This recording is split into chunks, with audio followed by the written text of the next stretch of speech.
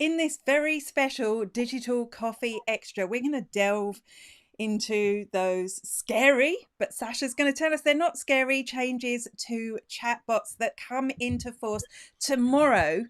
That's Wednesday, the 16th. Is it the 16th? Wednesday, the 16th of December. If you are in the EU or 4 other countries, or if you market to those people. We'll meet Sacha after this. Oh, I cut us off by accident. I've done all sorts of things that I didn't mean to do. Look, I've got the wrong camera. Let me just go back to... This is always going to happen because it is my first time doing interview mode on Ecamm. Welcome to the Digital Coffee, Sacha. Hello, Amanda. Thank you for inviting me. And on Friday's show, the Digital Coffee is every Friday at 9:30 a.m. London Irish time. We talked about the changes that were coming to chatbots, and it was such a popular topic. And Sacha was in the comments trying to manage what I was saying because it had changed since I'd read the article. I thought the best thing to do was to get Sacha onto the show to talk to us about the changes to Messenger. We have got Lee with us already. Hello, Lee. Gosh, I've got so many windows open. Here's Lee. Good morning. And tell us to start with, this is happening to who? Who's it happening to? So it's happening to anybody that is marketing to the EU. If you've got clients out in the EU, or you are an admin of a page and you reside in the EU, that will affect you. So absolutely everybody using chatbots, messenger chatbots, will be affected by this change. And that was going to be my next question. Is this only affecting chatbots, or is this going to affect us just through the regular messenger for pages? No, it's just the API that's been affected, as far as I know. So no, you should be absolutely fine in your page inbox, and that shouldn't be affected at all because it's not automated. You're not collecting that data. So, but who knows? It could all change. It's to do, this isn't Facebook. This is because of the privacy shield being no longer valid. So that's all. I mean, I don't want to go into all that geeky detail about privacy shield at the moment, but basically it's GDPR related. So it's a new thing within GDPR, which Facebook have had to deal with. And you said API there. API is the way that Facebook connects to other services that use Messenger. Am I right? Absolutely, yes. Great. Okay, so next question. Let's go through the changes one by one. You start. Okay, all right.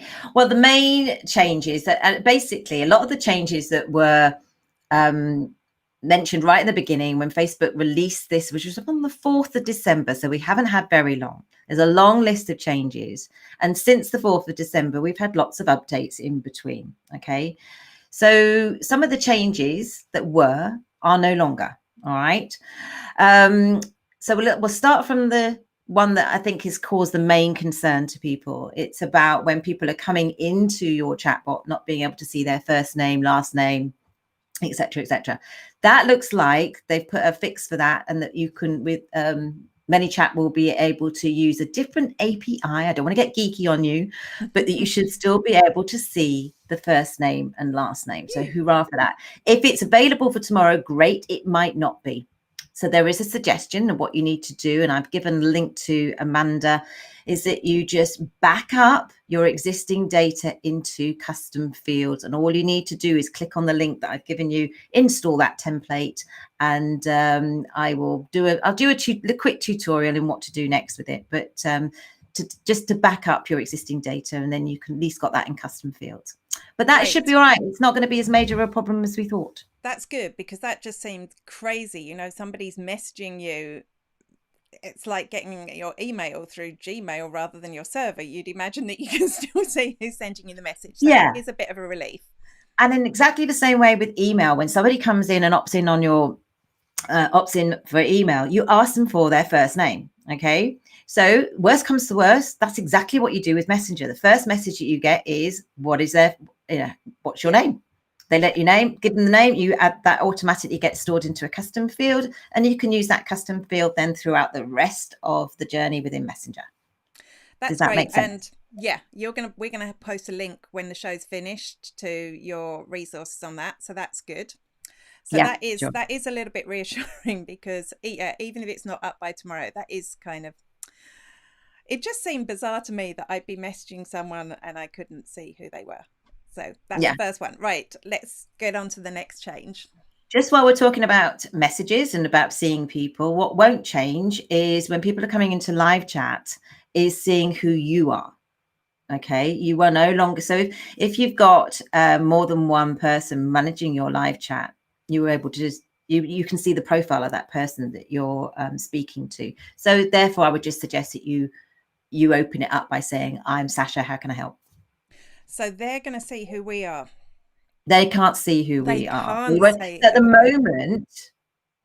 moment they can see your profile. Right. Okay, All well, right, that's they kind of know a they're good chatting thing. to Sacha or Amanda. Exactly, it could be a good thing. Yeah, exactly. And yeah, I like that. But I mean, pretty much, unless it's you, Sacha, who Sacha manages my chatbot from time to time. So I think you'd be the only person that would be replying other than Yeah. me. So, Yeah, that's okay. fine. And normally I say I'm Sacha anyway. So that's just one small change, but just something that I think, with these changes, I'm trying to think of your audience, my clients, and what really is going to affect them rather than telling you absolutely everything that's changing, but it's not going to affect you in any way, shape, or form. So those two things. The other thing that you're using, and I know a lot of your audience are using, is one-time notifications. Yeah, this one is scary, right? Is it scary? No, no, Okay, it's good. not scary. Okay. It depends what you're Let's using. explain what a one-time notification is Yeah, first. absolutely. Right. So one-time notification is where somebody opts in to receive a message from you about a specific topic, and it allows you to send a broadcast outside of 24 hours about that topic.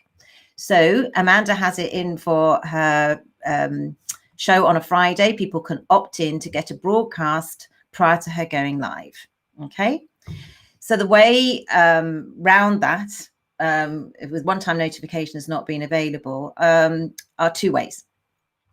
You can use email all within the ManyChat platform. Okay, so you don't have to be thinking about integrating with your external email provider, and you can send an email broadcast. And the email within ManyChat is fantastic now because you've got lots of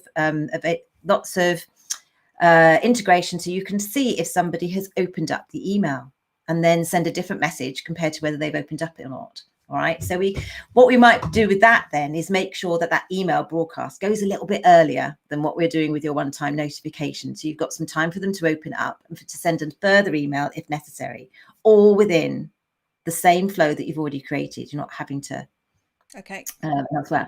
Then the other thing is I highly recommend is that you get people to opt in for SMS. I was wondering about that, and that seems like a really big safety net. If somebody is willing, because I don't often opt in for SMS, but I think if people do, that means they very much want the information. And if we move away from the show, I'm thinking this is more important for things like e-commerce, where people are opting in to get their delivery notifications, right? So that's Yes. something they really want, and I can imagine lots of people going for that. Yeah, absolutely. And the pop-up that you can have on your, like on a Shopify site, you can have a pop-up that's opts people in for SMS, and that will still work. So, and I'm experimenting a lot with, because obviously I've known about this for a little while. So all of my clients I've changed to when they click on the notify me button, is it automatically goes into a flow to get them to opt in for email and SMS. And I start with SMS first before email. So there, obviously you have a condition in there to see if you've already got it or not. And if you've not got it or not, SMS, go for it. And I'm finding a really big take up because it's how you ask for it. They want to be notified. And you can always say, it's not always possible to do it by a messenger. Just as a good backup, would you like to opt in for text messages in a much more shortened version? Yeah. But yeah, I'm finding a good take up. So try it. And again, it's not necessarily how you feel about signing up for SMS. It's other people. And I love text. So it's not always about how you feel. Absolutely. And I just know that I will always, if I'm booking a flight and there's an SMS option, even if I have to pay an extra euro for it, I will always opt in for that because that's information I do want by SMS. So I think, even I know there's a lot of people that don't opt in for the one-time notifications because they don't want that part of the chatbot, which is fine. They still turn up to the show. So that's all good. Yeah, So it yeah, is personal preference, and it is a really good way to get extra people absolutely. to know. The people that want to know will know then, and of course they can Yeah. opt out as well. There's always that option. So Absolutely, absolutely. And remember, you've still got the 24-hour broadcast. So if people have been interacting within the last 24 hours, just send a normal broadcast. It doesn't matter. You don't have to have their permission to do that. yeah, As long as they've interacted in the last 24 hours.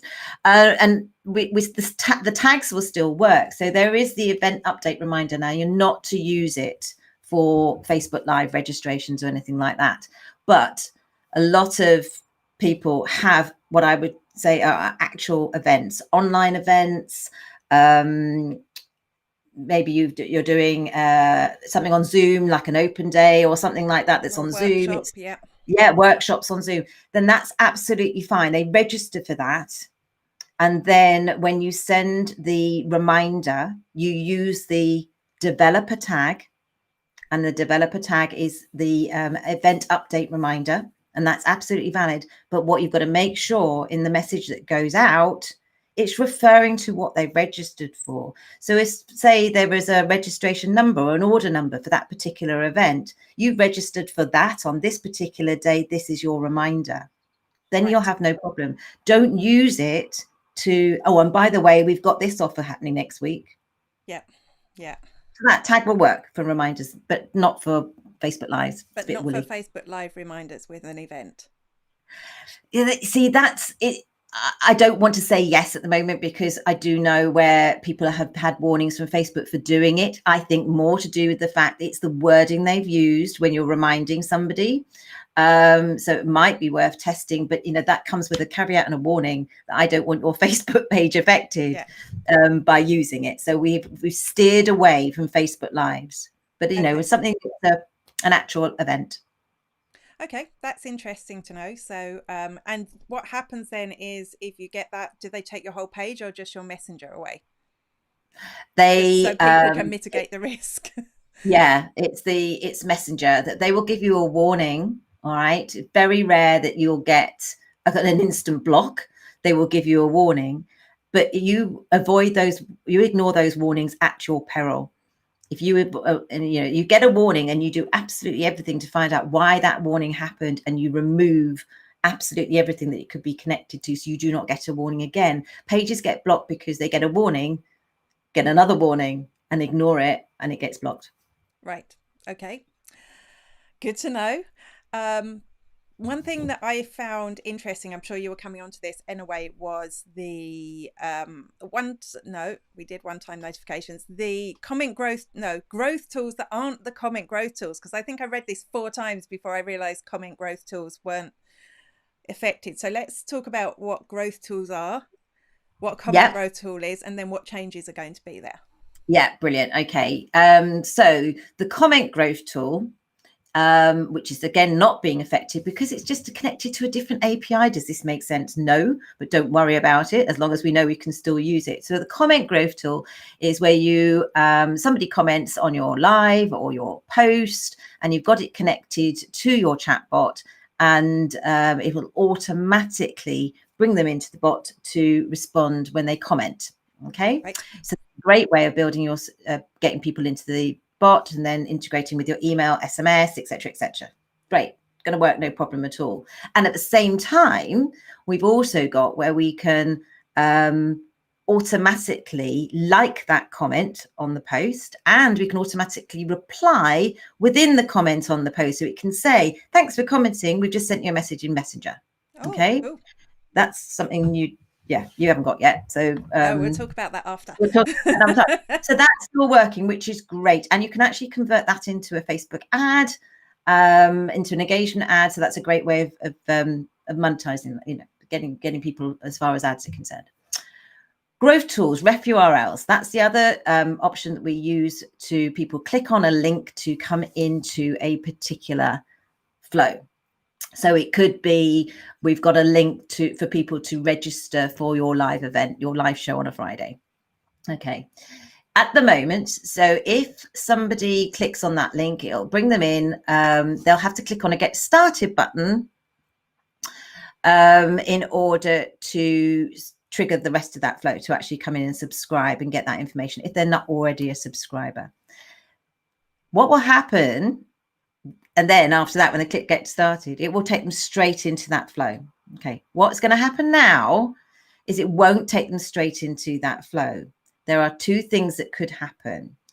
One, it comes into your, the get started greeting text. And on there, what I recommend you do is you have a conversation starter. And you can have up to 4 conversation starters. And I would do it for your main things that you're currently promoting.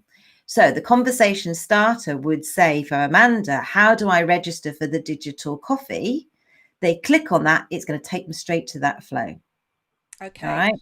So this would be like pre-populated text or pre-populated question. Yeah. So no, the questions, like the ones you see, the generic ones, if somebody hasn't got a chat bot set up, they've got what are your opening hours? What tell me about your menu, something like that. That's what they look like. But what will happen is it will start the automation and the flow will just continue.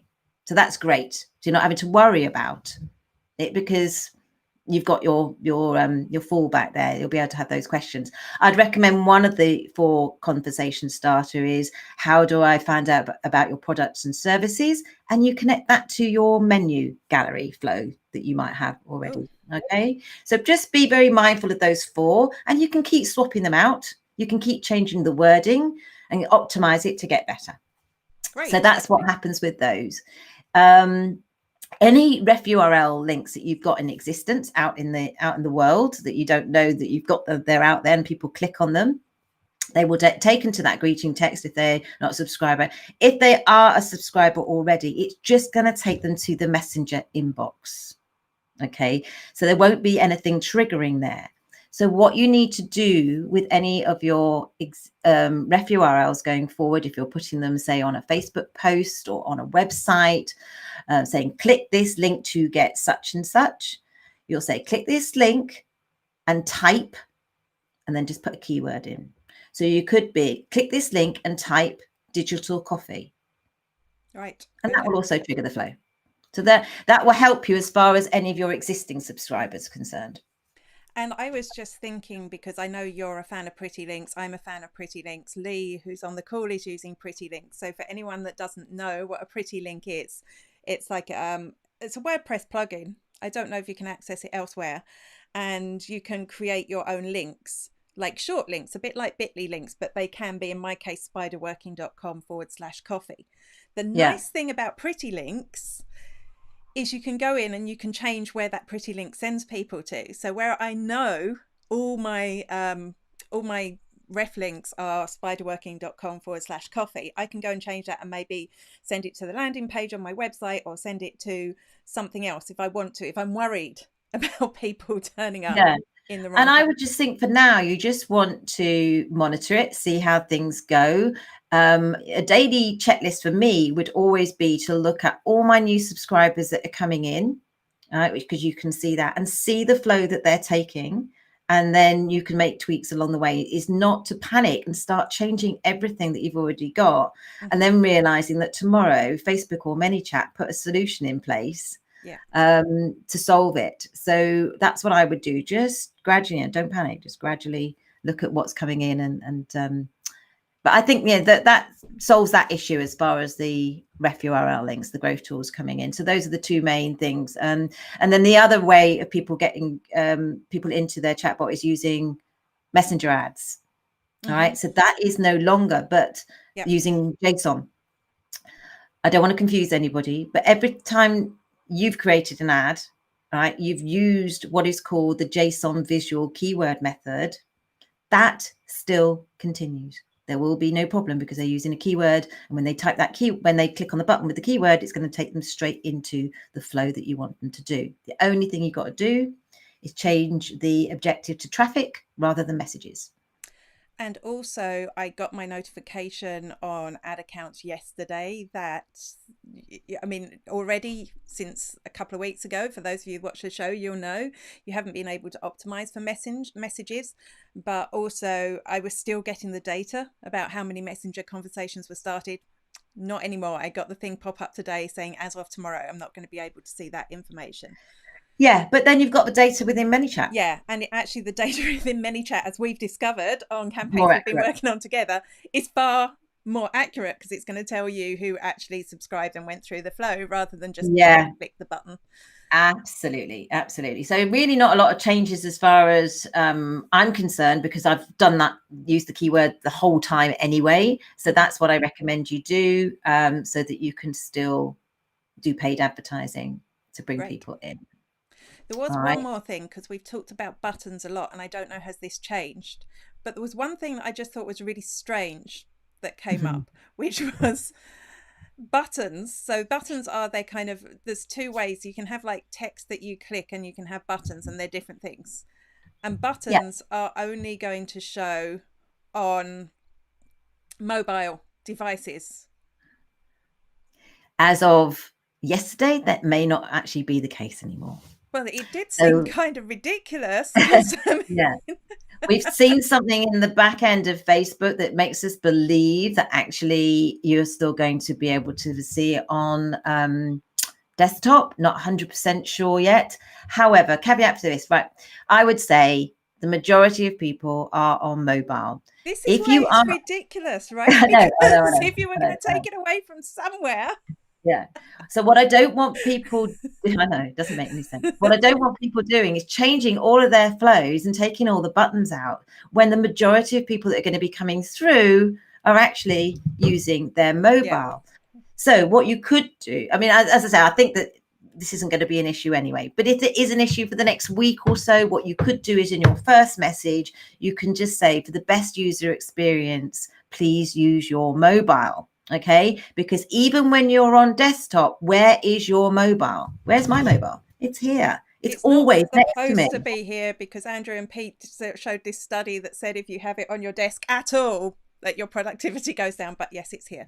Where is it? You got it. And that's the case for everybody. So just for your best user experience, use your mobile. That's fine. They can pick up their mobile and carry on. Yeah. So I'm not going to sweat that one, because I think it's only going to be very short-lived anyway. To me, it doesn't seem like that's a GDPR thing. That seems like it might be something that they're working through because of the changes that they're making. So, I mean, I can't see how it would be. There's no data. And they have said that they're hoping all of this is temporary and that they can remove the restrictions. Yeah, I think they are taking it to the European Court. A lot of this stuff. I think this could be actually really good if they do. Normally I wouldn't be on Facebook's side on something like this, but I do think Privacy Shield makes marketing in the EU a lot harder, and for countries, which includes the UK, just because I know lots of my viewers are in the UK. It makes it a lot harder for marketing, and it puts us in the EU at a disadvantage. So it's going to be interesting to see this go through the courts. And to find a solution really that makes, I mean, I'm totally understand GDPR, and I'm actually in favor of GDPR and privacy controls, but when this just shows how far out of hand it can get and how difficult it can make marketing, and it does put us at a disadvantage over people in the US, for example, which would be our biggest rivals, I suppose. So I just watch this space, don't panic, and but there are some few things that I say today I would do is use that link to back up your existing data. So all you need to do, I'm not going to even explain because I'm going to confuse people. I will do a little video just to show you how to use it. I think, and I'll put the links in the comments, both on Facebook or YouTube, wherever you're watching. I'll put those links in the comments, and I'll pin it so that you can see. You can easily access those. If you've got any plugins like the banner at the top of your website that bringing people into Messenger, any pop-ups or anything like that, there again, right at the beginning, we were told, well, they're not going to work. But they're not working to actually take them to the right flow. However, there is now a fallback, and it will just do exactly what your ref URL link does and takes you to your greeting text, so you can have the conversation starters, or it'll take you into inbox if you're already a subscriber. So you can take them down if you want, or you can just leave it and test. Okay, that's good to know. Media. Oh, yes, let's talk about that. My big question is, so we saw this, that you're not going to be able to send or receive media files except for images. So my first question is, my bot is full of GIFs, some which I custom made just for my chatbot. Is a GIF an image or a video? It's an image. Woohoo! So we don't have to change all those. I'm very happy about that, as you may notice. Yeah. So tell me what the rest of it means. Okay, so and again, there's a fallback here that ManyChat have put in place. So if you have got a link, say to say your newspaper, you've got when people click on to come into your bot from your digital coffee, they get the option to download your newspaper, and the link to that is behind a button. That will no longer work.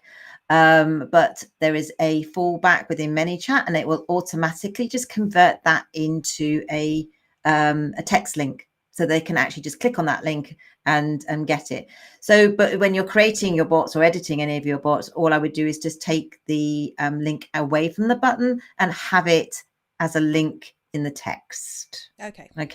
So if you've uploaded it to your Google Drive, you have a share link there. That is your link. And I would then shorten that link. You know what we were just talking about. Create a short link and add it to the text as opposed to putting it behind a button. And then again, that's fine. On pretty links, this would be really simple because I could actually easily build it into the flow, because it could be spiderworking.com/newspaper, and I just update, because at the moment I'm updating a custom field every week. This is actually easier. I don't even have to go into ManyChat. I can just do it in Pretty Links. So, okay, that's good. I'm not doing a newspaper this Friday because it's a different show, but for the future, that's kind of good to know. Yeah. So again, not to panic. It's just a slight change for now. And yeah, we can still see your wonderful gifts, which make your, really show your personality shines through your bots, and it will continue. Question here from Lee. I know the answer, but I'm going to get you to answer it. Is a graphic an image? Is a graphic an image? Yes.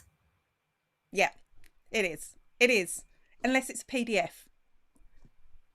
Yeah. So with the PDF, you just convert in that PDF into a share link, a short link, and they can click on that link. Yeah, so as long as it's a JPEG or a PNG or any of those, you're fine. Or a GIF, it turns out. Yeah. Great. Is there anything I'm missing? Is there anything we haven't talked about? Yeah, menus. Oh, yeah. This one confused me. I didn't really know what they were talking about. So good that you brought that up. You know why people don't know what they're talking about? Why you don't know what to talk about? Because nobody uses them anyway. Okay, so that's not something I need to worry about.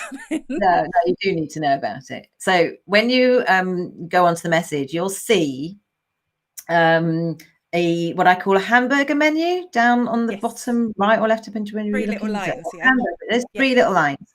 That is your menu. That's your persistent menu. And that will be no longer. You won't be able to see that anymore. Okay, so again, what I suggest is, I've said about the conversation starters, having a question there that takes somebody into the menu. What are your products and services? And you can always have in your welcome message or any messages you've got, have a quick reply down the bottom that has your home menu. So it stays persistent until somebody clicks on it, and use that to take people to your menu gallery. And that's how I would suggest you carry on forward with that. You can have a keyword that says menu. So if anyone types menu, it'll always go to your menu gallery. Okay, that's good. So again, not something that I would necessarily majorly worry about. Typing indicator. Yeah, so explain what that is first, just for anyone that doesn't know. Okay. What I love about chatbots is it's the impression of having a conversation. It's not about just delivering your latest lead magnet. And in order to make that conversation look as much realistic as possible, is you put these typing indicators in, so that when you're it looks like you're typing in order to respond, and it gives you a nice little delay before sending the next message, and it just breaks it up a bit for you. The delay will still work. So if you put a delay in there for 6 seconds, it will still work. It won't deliver the next message until 6 seconds. You just won't see that little typing. Right. Typically, that's the only thing that's changing. It's a little bit sad. It is. It is. Does it make any sense? Yeah. No. No, it doesn't make any sense. No, that really, unless the GDPR thing is somebody knowing that you're online. Yeah, maybe. I don't know. Yeah. But then you're not online. It's a chatbot doing it. Yeah. It's like, okay. Just another quickie is creating custom audiences from your Messenger subscribers. Yes. So again, this would be a Facebook ads thing that I don't know, did it disappear before? Because I have still been successfully You've been eliminating able to those do it, I think, audiences. and it's from tomorrow. But my work around that would be, and this again doesn't make sense as far as GDPR is concerned, but is that you've got you just match up your subscribers with those that have got email, and you can upload the email. Yeah, I was going to say that because you've got, yeah. You could and you can segment your audience within ManyChat for, say, all the people that came into your challenge or all the people that registered for your show. You'll have email addresses for all of those. So it's the same thing, it's the same information, and you use that. And that's a segmented audience that you upload. So you can be... Which is actually, I like less because I don't like uploading emails to Facebook. I avoid it at every possible thing. So for Facebook, that's... but it is, it's handy for the elimination audience because that's what I use that for. Is I would want to make sure that once somebody subscribed to my bot, that they're not constantly getting ads from me and I'm not paying to reach them over and over again. So that could be, that's the annoying thing. But having the ones with emails, at least I will be able to eliminate. But it means I'll have to upload that list regularly, which isn't, like daily, to make sure I'm eliminating people. You know what I mean? It's going to be it's not dynamic like we have it set up at the moment, but hey ho.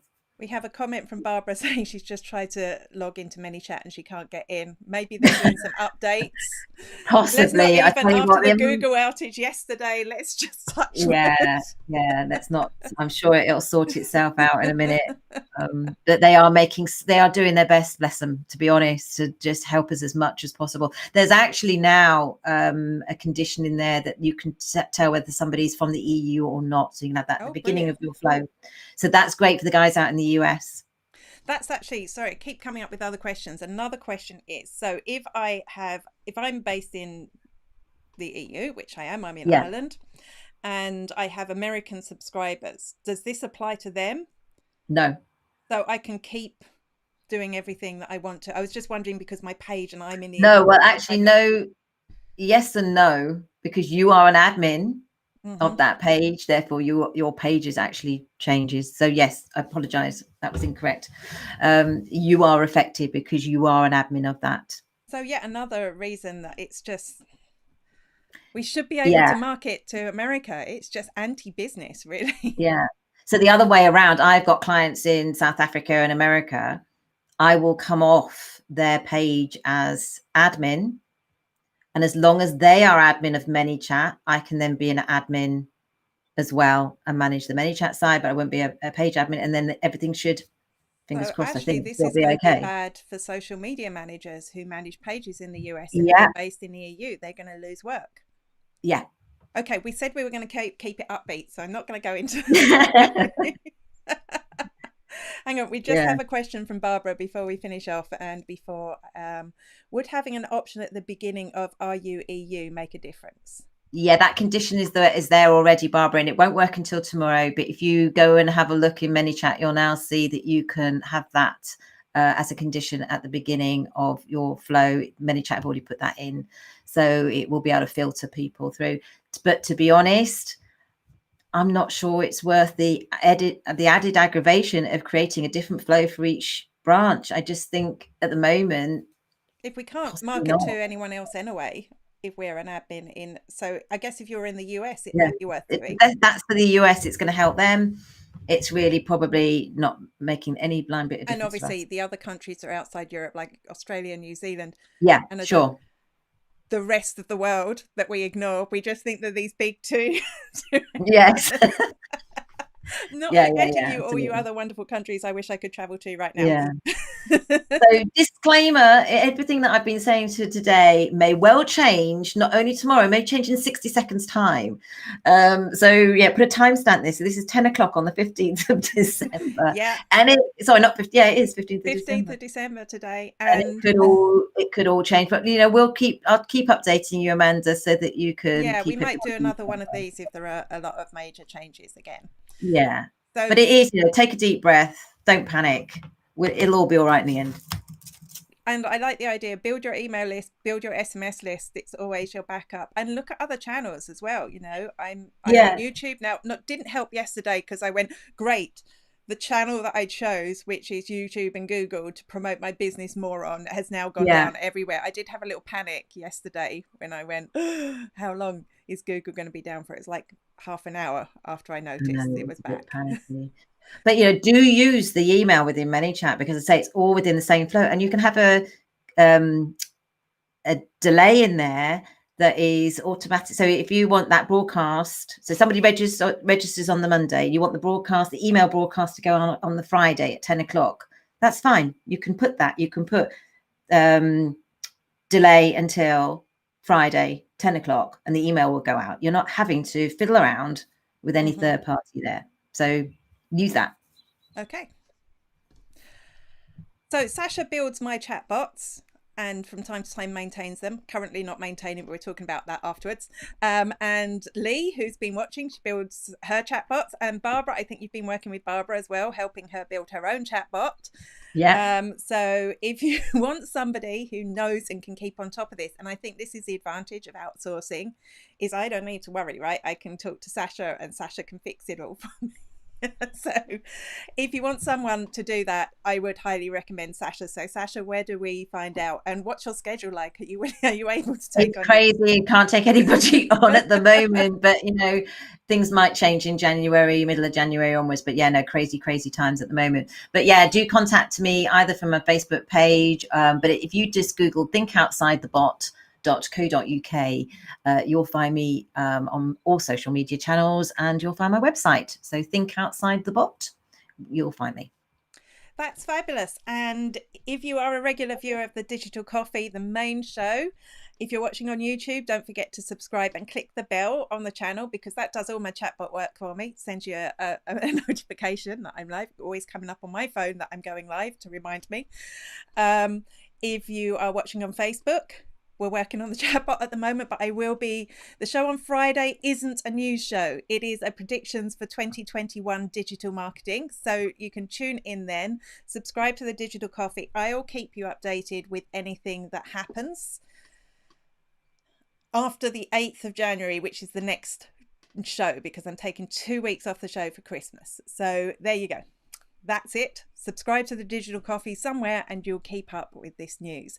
Thanks for joining me, Sacha. This was my first time, by the way, using Ecamm Live, which is why we had a bit of for interviews, which is why we had a bit of a mess at the beginning. I clicked a button I shouldn't have clicked. Thank you. If anyone was to ask me about chatbots, I would have no hesitation in telling them to outsource, especially to Sacha. There you go. You've got a fan in Lee. Oh, thanks, Lee. Thanks for joining me. I'll see some of you Friday. Bye-bye.